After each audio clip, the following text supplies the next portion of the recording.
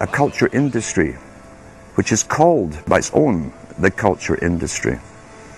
The Soviet Union had a department called the culture industry. Their actors and directors were called the cultural leaders, because they would, like a computer, people are like computers,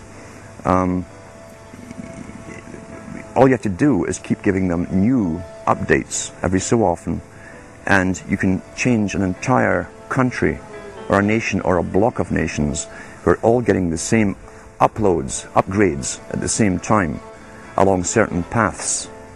Today we call it political correctness. Most people want to belong to their peer group. They want to be the same as everyone else when it comes to opinions. In fact, they judge their own personal sanity by bouncing ideas off their neighbours and friends who will answer back and agree on these same topics in kind. It doesn't matter if the topics or what you're given are facts or utter nonsense, as long as everyone agrees at the same time. You'll say, well, I'm sane, and your friends will all agree because they've had the same information given to them. But they've been programmed, and I'm sad because I know that it's hard for people like that to take an interest, a serious interest in world affairs, to take a serious interest in what their elected officials are doing. And they're not going to be really inclined to study or discover the deception that's being used against them. And so I'm sad because I see all of that in a flash in my mind as being an indication of how easy it is for the masses to be manipulated. The scientific dictatorship understands what makes human beings tick. They understand our psychology. They've studied it, and they're using it against us.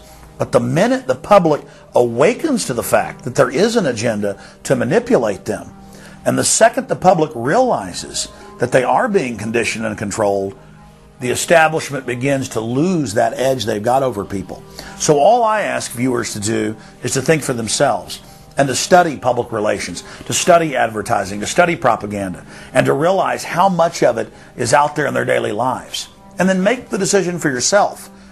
I just want people to think on their own and to not have their decisions and their thoughts and their ideas pre-packaged and basically downloaded into them.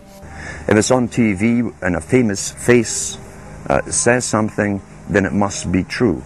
He doesn't have to show you facts or anything else. You've been brought up with these faces. That's why they keep these guys on television into their 70s and 80s.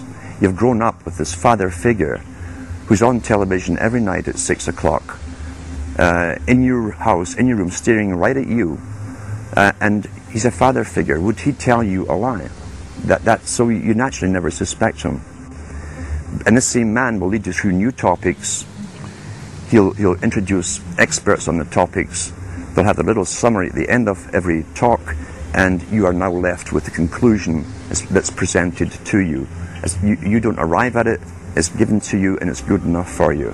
When I was growing up, people were talking on their front porches, neighbors were playing baseball, there were nightly barbecues. You don't see that anymore. We've lost our communities. You drive through neighborhoods, you see the blue glow of television sets.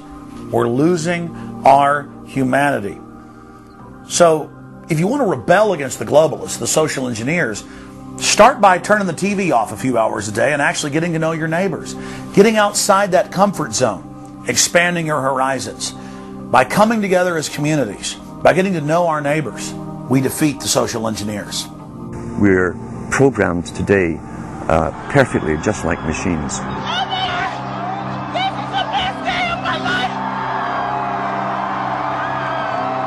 We tie this in with the Brzezinski.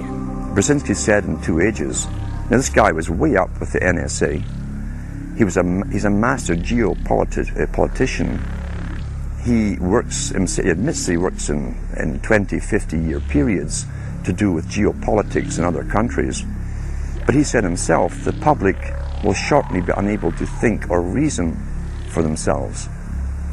It was meaning by the form of information that was given to them, the type, the formulas that were in use then in the 1970s. He says, eventually they'll be unable to think or reason for themselves. And eventually, he said, they will expect the media to do all their thinking and reasoning for them. Well, that's happened today. That's why people today can't think outside of the programming from television. Zbigniew Brzezinski, Obama's main foreign policy advisor, talks about how a cult of personality can be artificially manufactured to influence the masses. In the first months of my administration, to pull our economy... Oh, goodness.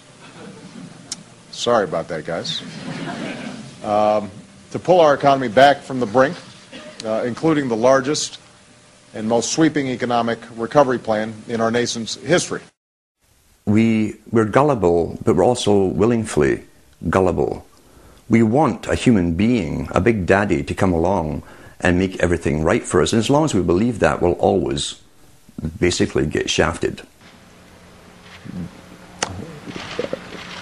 In addition to John, sorry, I just noticed that I jumped the gun here. Go ahead and move it up. I'd already introduced all you guys. It's the presidential reality show. But when it became an Oprah production, it became slick. You don't have a president, you have an actor. They say that politics is show business for ugly people. You got it. What am I going to tell the president when I tell him his teleprompter is broken? What will he do then? It's Obama's role to front for the international banking syndicate and to take all the heat for their unpopular agenda. It's his job to convince the American people that the buck actually stops at the White House. In Brzezinski's book, Between Two Ages, is that eventually we shall put presidents in who will have personality cults. We shall create massive personality cults for these people through the same techniques as Hollywood has used. Obama is that man today. The globalists, who know that Obama is going to promote their plan, want to make him such a superhero that nobody will question what he's doing. They'll be so preoccupied with who he is, or where he is, or what he's saying, or what he's wearing, or something like that. The idea of making him into a celebrity is very valuable because that way people are less inclined to ask, what is he doing? So that's very useful to these people. Similar plans of social control have been continuously carried out by operatives of the Ford Foundation, who Obama has worked for over the last 30 years. Many of the strategies used to control populations were originally developed by Edward Bernays, who coined the phrase public relations. Bernays said that if you manufacture an authoritative figure who repeats the same messages over and over, that this will appeal to the masses' subconscious desires. Yes, we can. The unwashed masses will helplessly follow the leader and go along with any message they spout. Yes, we can. Yes, we can. We shall overcome. Yes, we can. We will respond with that timeless creed that sums up the spirit of a people. Yes, we can. Thank you. Today, these exact techniques are being used with devastating effect against the general population. Obama is the latest version of 21st century mass mind control. The psych warfare engineers are counting on Obama to finish the plan they began decades ago. Beyond their plans to devastate the economy for global consolidation, a new international framework of draconian law is being constructed to establish a system of neo-feudalistic serfdom. Remember, it was Bill Clinton who gave us NAFTA. And it was Al Gore, the hero of the environmental movement, who was the hatchet man for the Clinton administration to cram NAFTA down the throats of a reluctant Congress. Now, this is a good deal for our country, Larry, and let me explain why. Al Gore, who carried the ball for NAFTA and GATT, is now one of the top standard bearers for the elite's agenda. I didn't interrupt you. Okay, now, guys. Then maybe it just... Is this... NAFTA. Why? Huge numbers of manufacturing jobs left Canada, came into the United States because of a 15% wage differential. We pay our workers less in Canada. Now, when you've got a 7-to-1 wage differential between the United States and Mexico, you will hear the giant sucking sound. No, there's a political lesson, there's a business lesson. Sorry.